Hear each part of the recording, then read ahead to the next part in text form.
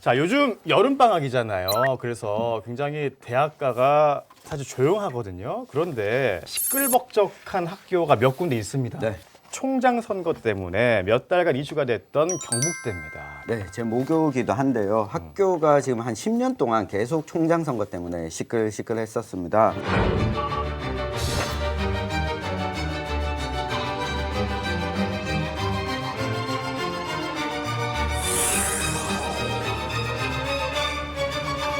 강사의 총장 선거권 보장과 학생 참여 비율 상향 및 불공정한 총장 선거 중단을 위한 기자회견을 시작하도록 하겠습니다.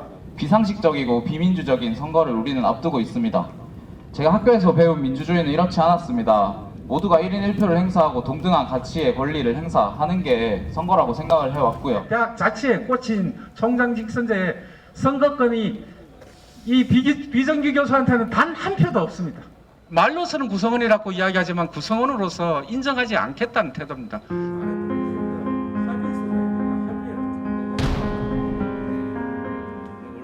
대학의 선거 이슈가 이 지역 시민들에게 도대체 어떤 의미가 있는 거예요? 국립대 총장이라고 하면 거의 장관급 배우고요. ROTC 그 이임식 하면 그 빰빠람 빰빰빰빰 4번 해요. 오. 포스터급을 소요되는 모든 비용, 학생들의 학비와 세금에서 결국 나오는 거기 국립대니까 때문에 세금이겠네요. 네, 시민분들이 관심을 깊이 가지셔야 합니다. 어쩜 이렇게 권력권 기대 잘 알고 계세요? 제가 야망이 조금 있어요. 경북대 총장도 노리고 있는 거 아닙니까? 아니요, 거기까지는 아닌데 어. 나중에 깊은 야망이 하나 있어요. 대구와 경북 지역 주요 기관장 회의를 하면 경북대, 영남대 총장은 꼭 포함돼서 이 자리에 참석을 합니다. 그래서 다 총장에 목을 매는 건가요? 네, 어떻게든 해보려고? 어떻게든 해보려고. 일단 경북대부터 저희가 조금씩 구체적으로 파헤쳐 보겠습니다. 총장 선거를 치렀지만 선거 일정을 잡기 전부터 학내 갈등이 이게 심상치 않았지 않습니까? 이전에는 이제 직선제를 하다가 이제 이명박 정부 들어서면서 거의 반강제적으로 간선제로 바꾸었고, 또 박근혜 정부 때도 간선제가 유지됐다가 이제 문재인 정부 들어서면서 이제 이게 간선제가 일종의 적폐다 해서 이제 직선제 다시 이제 하고 있는데.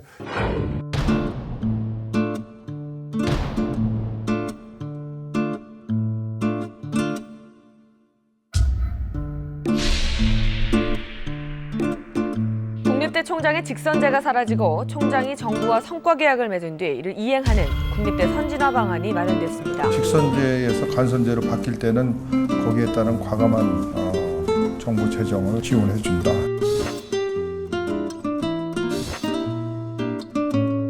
경북대가 최근 총장 직선제를 폐지하는 내용의 학칙을 개정했습니다.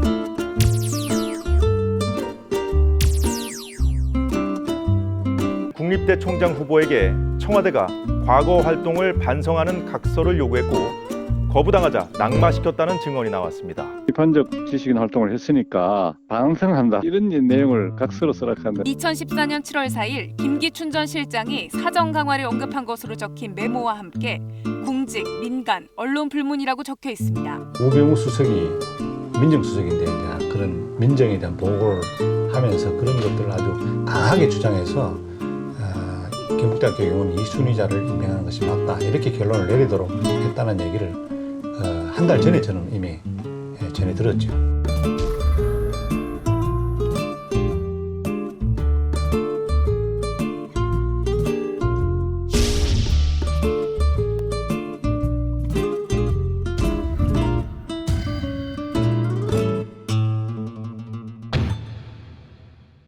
간선제의 폐해가 이제 지적이 돼서 직선제로 바꿨는데 지금 이 투표 비율을 보면은 1인 1표제가 뭐 아니잖아요, 실질적으로. 그렇죠. 네. 교수가 구성하는 구성원 숫자가 가장 적은데 교수가 80%, 네. 그리고 교직원이 15%, 그리고 학생이 5%거든요. 그러니까 이 투표 비율만 놓고 보면 교수 직선제다라고 보는 게 맞겠죠. 지금 가장 큰 논란이 되고 있는 게 강사권의 투표. 네. 이 문제거든요. 여기 지금 경북대 교수님이 한 분 계시지 않습니까? 저는 최주희 교수님 네. 투표 어떻게 하셨습니까? 저는 겸임 교수여서 강사와 같은 지위에 있는데 정 교수가 아니라서 네. 투표권이 없는 거예요. 경북대 교수회에서 민주적인 절차를 통해서 직선제로 도입하겠다라고 했으니 우리 목소리도 들어달라. 이 요구를 몇 개월 전부터 했거든요. 그래서 교수회에서 우리가 반영하도록 노력하겠다라고 했었고 최종적으로 비정규직 교수들은 포함시키지 않는 것으로 결정을 하게 된 거죠. 직선제로 치러지는 이 경북대의 구성원은 총장 선거권을 갖고 있는 사람이에요. 정규직 교수, 학생, 직원 이렇게 구성되어 있다는 거죠. 학교 구성원으로서의 어떤 권리를 주장하는 부분입니다. 대학을 구성하는 어떤 모든 사람한테 참여할 수 있는 어떤 권리를 부여할 때 구성원으로서의 자부심을 느끼는 측면들이 있어요.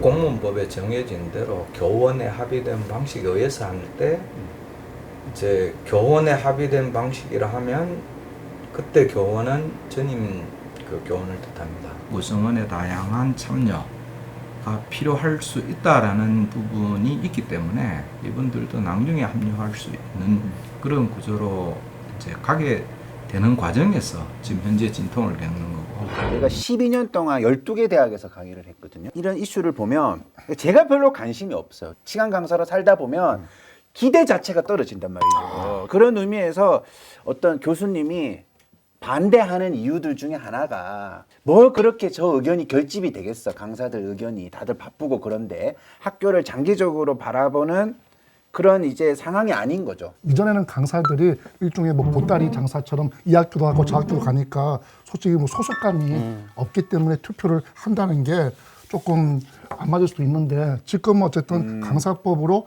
그 학교와 근로계약을 체결해서 일을 하고 있지 않습니까? 소속돼서. 그러면 안 주는 거는 좀 맞지가 않은 것이죠. 그러니까요. 예. 저는 약간 생각이 다른데 제가 물론 지금 겸임을 하고는 있지만 회사로 치면 파트타임 아르바이트생 같은 입장이란 말이에요. 근데 파트타임 아르바이트를 하는 입장에서 투표권을 갖는다? 이거는 학교나 다른 교수님 입장에서는 당연히 받아들이기 힘든 게 아닌가 싶어요. 근데 그 논리는 좀 내가 관심 없어서 기권하는 거는 투표권을 가진 유권자의 자유지만 투표권 자체가 원천 봉쇄돼 있다라고 하는 것은 좀 문제가 있다는 거죠. 지금 이 강사법으로 강사들이 아시안점 청탁금지법에 적용 대상이 돼요. 그러니까 그런 의무는 부여하면서 권리는 안 준다는 거는 또 맞지 않다고 보거든요. 아니 근데 총장 선거 하는데 학생들의 비율이 5%밖에 안 된다고요? 네. 학생이 제일 많잖아요. 그렇죠. 등록금 학생들이 다 내는데 그렇죠. 5%. 네. 돈을 받아가는 사람들은 교수고 돈을 내는 사람은 학생들밖에 없습니다. 저같이 학교를 11년 다닌 사람도 있는데 웬만한 교수들보다 학교에 기여한 바가 훨씬 더 많은데 등록금 얼마를 낸 겁니까? 11년이면. 네, 많이 냈습니다. 학교 다닐 때 투표를 하셨다고요? 투표를 했죠. 제가 2006년에 총장 선거 때 학생들이 참여하는 첫 선거였거든요. 그때 당시에 1차 투표, 2차 투표 이렇게 나눠져 있었는데 그 교직원과 학생을 합쳐서 1차 때 12%, 2차 때 10%, 나머지 90%가량은 교수들의 권한이었거든요. 근데 2차 투표 가서 학생들의 투표율이 상당히 낮았어요. 투표율이 낮은 거 보고 봐라. 학생들한테 투표권 줘도 어차피 관심도 없는데 참여율이 저조한 이유 중에 한 가지는 후보자들이 교수들을 상대로 선거운동을 열심히 했지만 학생들을 대상으로 뭔가 선거운동을 하지 않았거든요. 그러다 보니 나와 상관없는 선거가 돼버리니까 투표율이 낮았던 거죠. 선거니까 이벤트나 그런 거를 계획했던 거를 진행을 해야 될 것 같아요. 학생들 의견을 반영하려고 우리가 아무리 노력을 해봐도 그게 너무 한계가 명확하기 때문에 학생들은 28,000명이 전체가 다 투표를 해야 겨우 5%가 반영이 되는 그런 선거라서 불평등하고 비민주적인 선거가 진행이 되고 있다라고 생각을 하고 있습니다. 학생이 학교의 주인이다라는 명제 자체가 많이 힘을 잃고 있는 상황인 것 같습니다. 학생들 스스로도 대학에 와서 교육이라는 서비스를 구매하고 그 서비스를 수혜를 누리고 이제 졸업을 하는 어떤 고객으로 생각하는 경향이 좀 더 강해지고 있는 것 같고요. 제2차 후보자 간 토론을 시작하겠습니다. 총장에 대한 구성원들의 의견을 어떻게 수렴하고 전체를 아우러 가느냐라는 문제에 있어 가지고는 좀 더 다른 면에서도 좀 접근해야 볼 필요가 있다. 결국 완전한 직선제가 되려면은 투표권에 대한 합의가 충분히 이루어져야지 이런 직선제는 사실 의미가 없다고 생각합니다. 국립대 같은 경우에는 다 투표 비율을 놓고 다투고 있는 거죠. 이게 지금 우리가 좋은 민주주의로 가고 있는 거예요? 구성원들의 참여와 그 비율을 높여 나가는 거는 어느 정도 우리 시대의 흐름에 맞지 않나 생각이 됩니다. 예. 그나마 이제 경북대는 이렇게 학생 0.000 몇 프로라도 해주니까 다행이라니까. 그렇죠. 여기 왕립대는 그런 거 없어요. 왕립대. 네, 박정희 전 대통령과 이 박근혜 전 대통령. Y대. 네. 박정희 전 대통령이 교주예요, 교주. 학교의 주인. 이렇게 아마 돼 있었을 거예요. 처음에. 그렇죠. 정관에 대학 정관에 그렇게 되고. 교주라니까 좀 어감이 좀 이상한데요. 아니, 뭔가 이중적이면서 중의적으로 그렇죠. 노린 단어 선택이 아닐까. 그러니까. 영남대는 뭐 계속해서 이 재단의 문제가 계속해서 있었기 때문에 아니 그 학교도 지금 총장 선거 때문에 좀 시끌시끌한 거예요? 지금 이제 11월에 총장 선거가 있는데 거기에 의한 총장 선임으로 제도가 바뀌었습니다. 노동조합과 함께 총장 선출 제도 개선을 위한 민주적인 총장 선출 제도 마련하라.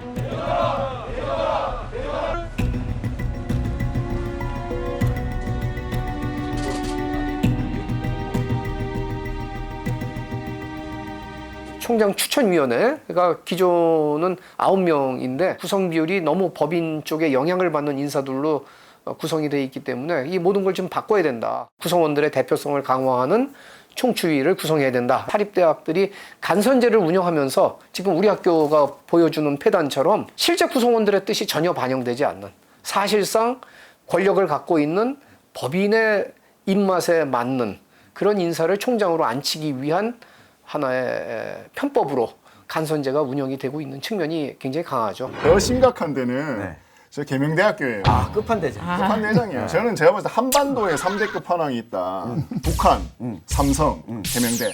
절대 이 권력이 바뀌지 않는 곳이에요. 계명대에 무슨 일이 있습니까? 왜 그런 거예요? 계명대는 그냥 한 분께서 종신입니다. 제가 봤을 땐 거의 종신제입니다. 이분이 작년이었죠. 여당 의원들을 많이 당혹해 했어요. 왜요? 당시에 최성해 동양대 총장 너무 장기 집권하고 있다. 이걸 국정감사 때 비판하려고 정보 공개 요청을 했어요. 교육부에. 그래서 자료를 딱 띄웠는데 웬걸 압도적 1등이 신일희 총장. 이걸 보면서 제가 좀 솔직히 좀 깜짝 놀랐습니다. 그 최성해 총장이 그분이 25년이나 같은 대학의 총장을 하고 있습니다. 그 대학의 총장을 계속 연임을 하고 있는 그 통계를 좀 제가 좀 얻기 위해서 자료를 요청을 했습니다. 가장 오래 지금 현재 총장을 하고 있으면 32년 2개월을 하고 있습니다. 계명대 신모 총장님. 36년 솔직히 뛰어넘기 힘들죠. 네, 정확히는 작년 기준으로 32년이었고요. 이제 이번에 또 됐어요. 또 됐기 때문에 아, 임기를 마치면 포함해서. 36년까지 할 수 있다. 100세 시대의 롤모델입니다. 이거. 그렇습니다. 와 진짜 대학교에서 이런 일이 벌어지고 있다니. 리더를 뽑는데 네. 왜 이렇게 학교마다 선거가 복잡해요? 선생님이 보실 때는 좀 어떤 생각이 드십니까? 우리 대구가 보면 이제 뭐 컬러풀 대구 이렇게 홍보하지 않습니까? 이거 은근히 지금 굴욕하시는 것 그래서 이제 같아요. 워낙 다양하게 무지개처럼 다 보여주는 것 같습니다. 뼈 아프다. 뼈 맞았어. UFO한테 좀 부탁을 하고 싶어요. 오늘 노래로 좀 이 답답함을 좀 풀어주세요, UFO. 총장 선거가 나아갈 길이 가리워져 있는 것 같아서 이 노래를 불러드리도록 하겠습니다.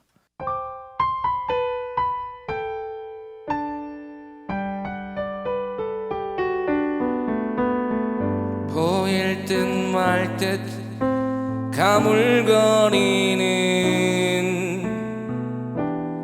안개 속에 쌓인 길 잡힐 듯 말 듯 멀어져 가는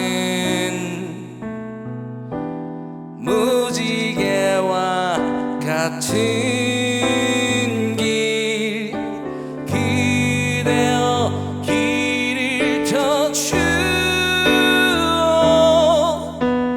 가리워진 나의 길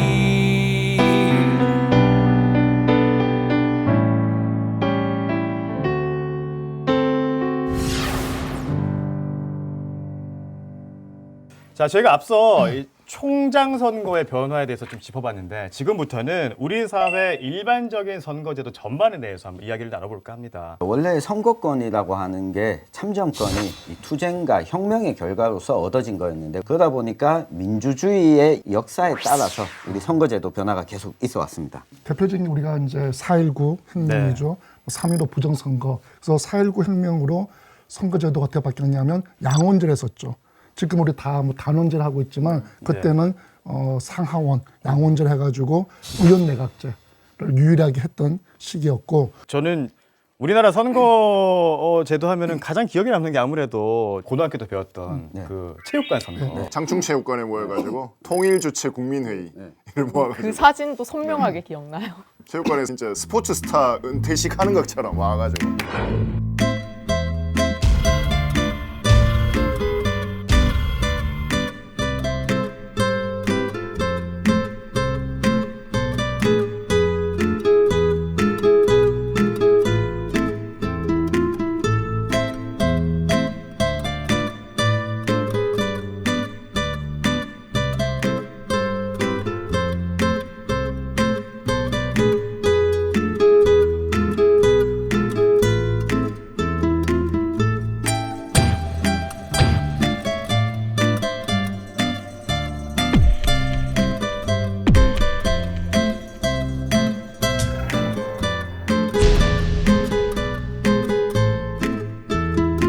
위하여는 대통령 직선제를 택하지 않을 수 없다는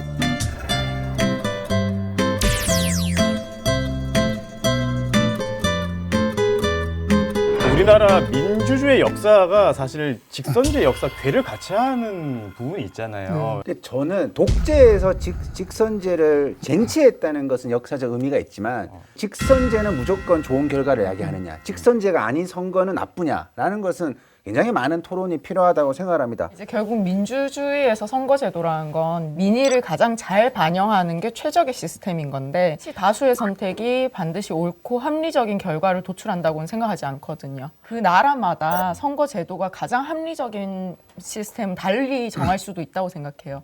프랑스 대통령이 당선되는 과정에서 보면 1차 투표 때는 1등을 하지 못했어요.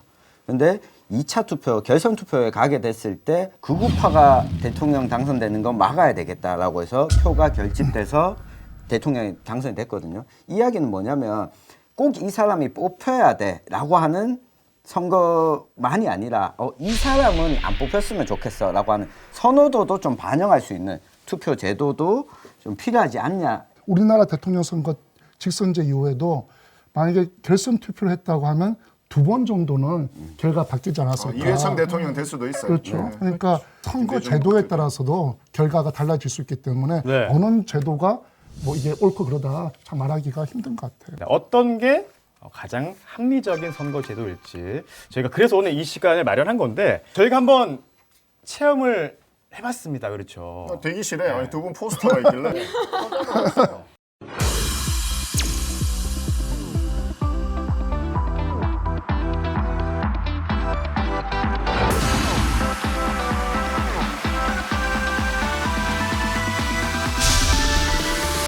특히 뭐 직선제나 간선제나 둘 다 저한테 유리하죠.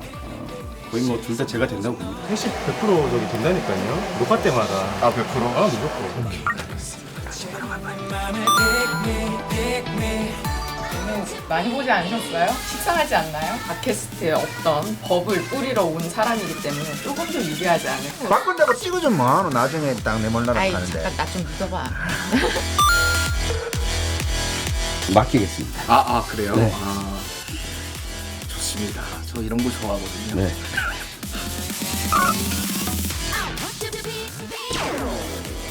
압도적으로 제가 되지 않을까. 제가 이길 수 있지 않을까 예상해 봅니다.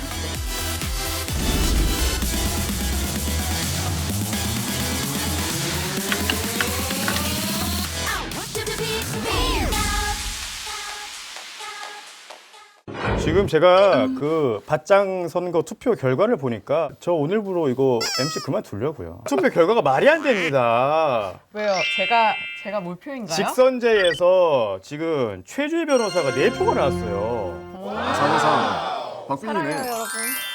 저 한 표 나왔습니다. 그러면 본인표? 제가 찍은 거죠? 그럼 6표, 7표 중에 무효도 한 표 나왔습니다. 무효. 이게 누굽니까? 일부러 노렸다. 정중앙에 천연 보니까 천연길이네. 기권도 의사표현의 하나다.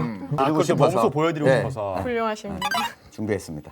저는 그래서 오늘 그만두려고요. 안녕히 계십시오. 수고하셨습니다. 구성원들이 너무해. 정말 너무해. 간선제로 보면은 제가 됐어요. 간선제는? 예. 진유현 2표, 최주희 1표 이렇게. 완전 정반대의 결과가 나왔습니다.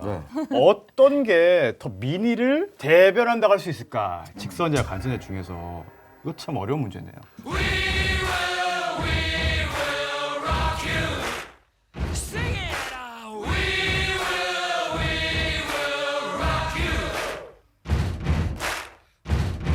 선거 방식을 완전히 없애는 건 아니더라도 좀 다른 방식들. 그러면요? 추첨 민주주의입니다. 거기는 추첨. 예, 추첨 민주주의라는 게 있습니까? 그게 배심원제. 네. 배심원제가 추첨입니다. 추첨이라고 하면은 랜덤 중 그러니까 어떤 얻어 걸리는 사람이 대표가 된다. 이렇게 생각하죠. 예, 이렇게 생각을 하거든요. 근데 제가 가장 크게 주장하는 이유는 이겁니다. 우리가 지금 뭐 민주주의 국가에서 살고 있고 또 투표한다고 해서 과연 내가 민주시민이냐 공화국의 시민이냐 당당하게 말할 수 있는 사람이 얼마나 되겠냐. 저는 훈련이 안 돼 있다고 봅니다. 역할이 안 주어지기 때문에 못하는 것이지 역할을 주면 우리 시민들도 할 수 있는 저는 능력을 갖고 있다고 생각합니다. 근데 저는 이게 특정한 소수 집단에서는 가능한 어떤 상상일 것 같은데 우리나라처럼 시험을 쳐서 일정 수준 커트라인이 되어야지 무언가 자격이 주어지는 것에 대한 그 오랜 뿌리를 갖고 있는 나라에서는 저는 이게 굉장히 힘들 거라고 봅니다. 추첨 민주주의를 말하는 거는 하나의 도구라는 겁니다. 이런 장을 통해서 우리 시민들이 같이 찬반을 논해보고 상대방 입장도 들어보고 결정되면 승복하고 또 간용하고 이런 민주주의 훈련이 될 수 있는 이런 공간이 필요하다고 보는 겁니다. 저는 이제 지금까지 정치 선거는 내가 하는 거지 나하고는 아무 상관없는 거라고 생각을 했는데 만약에 이제 이런 것이 있으면 내가 이제 어떻게 정책을 만들어보고 어떤 실질적인 역할을 할까를 생애 처음으로 고민을 해볼 수 있는 기회가 생길 것 같아요. 그런 토대를 만드는 것만으로도 의미가 굉장히 큰 것 같아요. 그렇다면 저희가 앞서 얘기했던 총장 선거에 추첨 민주주의를 적용할 수 있을까? 경북대가 지금 이번에 9명의 총장 후보자가 나왔는데 선호도를 통해서 어느 정도 걸러내고 6명 정도 남았을 때 추첨을 하게 된다면 추첨제에 가지고 있는 한계도 보완하고 직선제가 가지고 있는 장점도 흡수할 수 있는 방법이 될 수 있을 것 같습니다. 바로 총장이면 또 문제가 되겠지만 바로 뭐 국회의원이면 문제가 되겠지만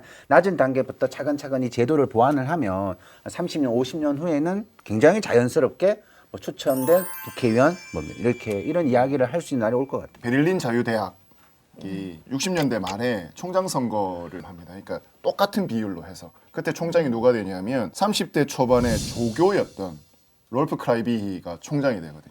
그러면서 이 학교가 엄청난 변화를 가지게 되는데 이게 결국 선거제도라는 것도 인간의 상상력에 의해서 탄생한 결과물이거든요. 그러면 이 시대와 상황에 맞게끔 계속해서 여기에도 상상력을 불어넣을 수 있는 이런 것들을 우리 사회가 가질 수 있느냐 이게 핵심인 거죠. 그리고 민주주의라는 거는 완성이 없잖아요. 그러니까 계속해서 실험해보고 상상해보고 하는 그런 토대를 만들어가는 게 이게 정말 중요하다고 할 수 있습니다. 네. 오늘 이렇게 좀 오랜 시간 이야기를 나눈 것도 결국 민주주의 한 과정이 아니었나 싶습니다. 이런 과정을 통하다 보면은 저에게 가장 잘 맞는 합리적인 이 선거제도를 찾을 수 있겠죠. 좁고 좁은 저 문으로 들어가는 길은 나를 갖고 잘라서 스스로 작아지는 것뿐. 저 강들이 모여드는 곳 성남파도 아래 깊이 한 번만이라도 이룰 수 있다면 나 언젠가 심장이 터질 때까지